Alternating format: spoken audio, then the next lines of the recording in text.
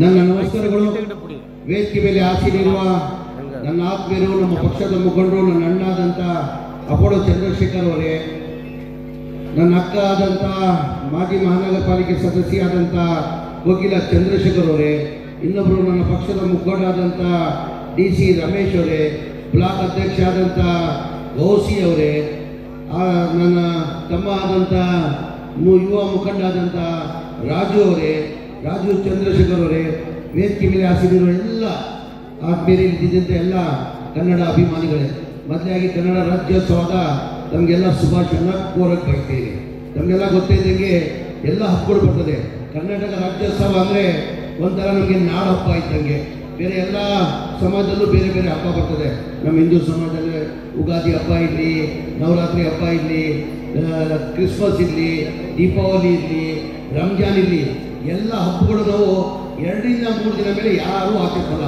ಒಂದೇ ಒಂದು ಹಬ್ಬ ಅಂದರೆ ನಾವು ವರ್ಷದಲ್ಲಿ 11 ತಿಂಗಳು ಯಾವಾಗ ಹಬ್ಬ ಮಾಡ್ತೀವಿ ಅಂದರೆ ಅದು ಕರ್ನಾಟಕ ರಾಜ್ಯೋತ್ಸವ ಹಬ್ಬ ಅಂತ ಹೇಳಕ್ಕೆ ಬರ್ತದ್ರಿ. ಅದರಿಂದ ವಿಶೇಷವಾಗಿ ನಮ್ಮ ಚಾಮರಾಜಪೇಟೆ ಕ್ಷೇತ್ರದಲ್ಲಿ ಇತಿಹಾಸ ಕರ್ನಾಟಕ ರಾಜ್ಯೋತ್ಸವ ಮಾಡೋದ್ರಲ್ಲಿ ನಮ್ಮ ಅಪೋಲೋ ಚಂದ್ರಶೇಖರ್ ಇವತ್ತಿಂದ ಇಲ್ಲ, ಭಾಳ ವರ್ಷದಿಂದನೂ ಅಪೋಲೋ ಚಂದ್ರಶೇಖರ್ ಅವರು ಕನ್ನಡ ರಾಜ್ಯೋತ್ಸವನ ಆಚರಿಸ್ಕೊಂಡು ಬರ್ತಾಯಿದ್ರೆ, ಇವತ್ತಂತೂ ನನಗೆ ಸಿಕ್ಕಾಪಟ್ಟೆ ಖುಷಿ ತಂತು. ಏನಕ್ಕೆ ನನ್ನ ವಿಧಾನಸೌಧದಲ್ಲಿ ನಮ್ಮ ಮನೆ ಮುಖ್ಯಮಂತ್ರಿಗಳ ಜೊತೆ ಉಪಮುಖ್ಯಮಂತ್ರಿಗಳೇ ನಮ್ಮ ಜಾತ್ರೆ ಅಂತ ಕಾರ್ಯಕ್ರಮ ಹಮ್ಮಿಕೊಂಡಿದ್ದಾರಲ್ಲ, ಚೆನ್ನಾಗಿತ್ತು. ಅದು ಅದಕ್ಕಿಂತ ಇದು ಚೆನ್ನಾಗಿದೆ ಅಂತ ನಾನು ಭಾವಿಸ್ತಾ ಇದ್ದೀನಿ. ಏಕೆಂದರೆ ನಾನು ಒಂದು ಗಂಟೆ ನಾನು ಮುಖ್ಯಮಂತ್ರಿ ಕೊಟ್ಟಿದ್ವಿ, ಭಾಳ ಚೆನ್ನಾಗಿತ್ತು. ಅದನ್ನು ಅದಕ್ಕಿಂತ ಚೆನ್ನಾಗಿ ಅದ್ದೂರಿಯಾಗಿ ಬರ್ತಾ ಬರ್ತಾ ಪ್ರತಿ ವರ್ಷ ಅಪೋಲೋ ಚಂದ್ರಶೇಖರ ನಾನು ಕರ್ನಾಟಕ ರಾಜ್ಯೋತ್ಸವ ಕಾರ್ಯಕ್ರಮನ ಚೆನ್ನಾಗಿ ಮಾಡ್ಕೊಂಡು ಬರ್ತಾರೆ. ಮುಂದಿನ ದಿನದಲ್ಲಿ ಇದಕ್ಕಿಂತ ಚೆನ್ನಾಗಿ ಮಾಡಬೇಕು. ನನ್ನ ಸಹಕಾರ ಬೆಂಬಲ, ಸರ್ಕಾರ ಇರಲಿ, ಸರ್ಕಾರ ಹೋಗಲಿ. ಈ ಕಾರ್ಯಕ್ರಮ ಅಂತೂ ನಾನು ಅಪೋಲೋ ಅಣ್ಣ ಇರೋವರೆಗೂ ನಿಲ್ಸೋದು ಪ್ರಶ್ನೆನೇ ಬರಲ್ಲ. ಮುಂದಿನ ದಿನದಲ್ಲಿ ಇದಕ್ಕಿಂತ ಚೆನ್ನಾಗಿ ಆಚರಿಸ್ಬೇಕಂತ ಆ ಭಗವಂತ ಅಂತ ಪ್ರಾರ್ಥನೆ ಮಾಡ್ತೀನಿ. ಅದ್ರ ಜೊತೆಯಲ್ಲಿ 1ನೇ ತಾರೀಕಿಗೆ ಕನ್ನಡ ರಾಜ್ಯೋತ್ಸವ ಪ್ರತಿ ವರ್ಷ ಅಪೋಲೋನ ಆಚರಿಸ್ಕೊಂಡು ಬರ್ತಾಯಿದ್ರು. ಈ ಬಾರಿ ನನ್ನ ಅನಿಸಿಕೆ ಮೊದಲೇ ಬಾರಿ ಇದು ಅಪೋಲೋ ಅಣ್ಣವರು ಇಲ್ಲ ನಾನು ನೀವು ಇರಲೇಬೇಕಾಗ್ತದೆ, ಈ ಬಾರಿ ನಿಮಗೋಸ್ಕರ ನಾನು 30ನೇ ತಾರೀಕಿನ ಕಾರ್ಯಕ್ರಮ ಹಮ್ಮಿಕೊಡ್ತೀನಿ. ಕಾರಣ ಅಂದರೆ ಅದು ನಿಮ್ಮೆಲ್ಲ ಆಶೀರ್ವಾದದಿಂದ, ನೀವೆಲ್ಲ ಭಿಕ್ಷೆ ಕೊಟ್ಟಿದ್ದ ಕಾರಣಕ್ಕೆ, ನಾನು ಚಾಮರಾಜಪೇಟೆ ಶಾಸಕ ಮಾಡಿದ ಕಾರಣಕ್ಕೆ ನಾನು ಇವತ್ತು ಸಚಿವನಾಗಿ ಸರ್ಕಾರದಲ್ಲಿ ಸೇವೆಯನ್ನು ಸಲ್ಲಿಸ್ತಾ ಇದ್ದೀನಿ. ಅದು ಯಾರಿಂದ? ದೇವರಾದಮೇಲೆ ನನ್ನ ಚಾಮರಾಜಪೇಟೆ ಮತದಾರರು ಆ ಭಿಕ್ಷೆ ಕೊಟ್ಟಿದ್ದ ಕಾರಣಕ್ಕೆ ಇವತ್ತು ಸಚಿವನಾಗಿ ನಾನು ಸೇವೆಯನ್ನು ಸಲ್ಲಿಸ್ತಾ ಇದ್ದೀನಿ. ಅದು ನಿಮ್ಮಿಂದ. ನೀವು MLA ಮಾಡಿಲ್ಲ ಅಂದರೆ ನಾನು ಮಂತ್ರಿ ಆಗಕ್ಕೆ ಸಾಧ್ಯ ಆಗ್ತಾಯಿಲ್ಲ.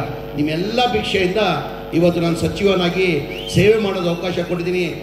ನಾನು ಚಾಮರಾಜಪೇಟೆ ಮತದಾರರಿಗೆ ಒಂದು ಮಾತು ಹೇಳ್ತೀನಿ. ಚಾಮರಾಜಪೇಟೆ ಅಂದರೆ ಜಮೀರ್ ಅಹಮದ್ ಖಾನ್ ಮನೆ ಮಗ ಅಂತ ಎಲ್ಲರಿಗೂ ಗೊತ್ತಿರೋದೇ ವಿಚಾರ. 5 ಬಾರಿ ನನ್ನ MLA ತಾವು ಮಾಡಿದ್ದೀರಾ.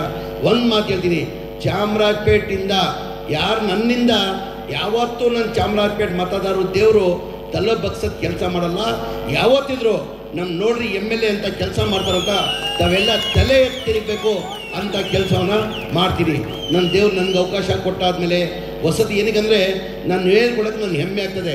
ತಾವು 4 ಜನಗಳಿಗೆ ಹೇಳ್ಬೇಕಾಗ್ತದೆ, ನೋಡ್ರಿ ನಾವು ಮಾಡಿರೋದು MLA ನಮ್ಮ ಮಗ ನೋಡ್ರಿ ಇಂಥ ಕೆಲಸ ಮಾಡ್ತಾನಂತ ತಾವು 4 ಜನಕ್ಕೆ ಹೇಳ್ಬೇಕಾಗ್ತದೆ. ತಾವು MLA ಮಾಡಿದ ಕೂತ್ಕೊಬರೋಣ. ತಾವು MLA ಮಾಡಿದಾದ್ಮೇಲೆ ಭಗವಂತ ನನಗೆ ವಸತಿ ಮಂತ್ರಿಯಾಗಿ ನಾನು ಕೇಳಿ ತಗೊಂಡೆ. ಮನೆ ಸಿದ್ದರಾಮಯ್ಯ ಅವ್ರತ ಮುಖ್ಯಮಂತ್ರಿ ಇರ್ತ ನಾನು ಬಡವ್ರ ಸೇವೆ ಮಾಡ್ಬೇಕು ಸರ್, ನಾನು ವಸತಿನೇ ಬೇಕಂತ ಹೇಳ್ಬಿಟ್ಟು ನಾನು ವಸತಿ ಮಂತ್ರಿನ ಮನೆ ಮುಖ್ಯಮಂತ್ರಿಗಳು ನಾನು ಕೇಳಿ ತಗೊಂಡಿದ್ದು. ಕಾರಣ ಅಂದರೆ ಬಡವರು ಇಡೀ ರಾಜ್ಯದಲ್ಲಿ ಬಡವರಿಗೆ ಸೇವೆ ಮಾಡ್ಬೋದು, ಒಳ್ಳೇದು ಮಾಡ್ಬೋದು ಅಂತ ಹಿನ್ನೆಲೆಯಲ್ಲಿ ನಾನು ವಸತಿನೇ ಬೇಕಂತ ತಗೊಂಡೆ.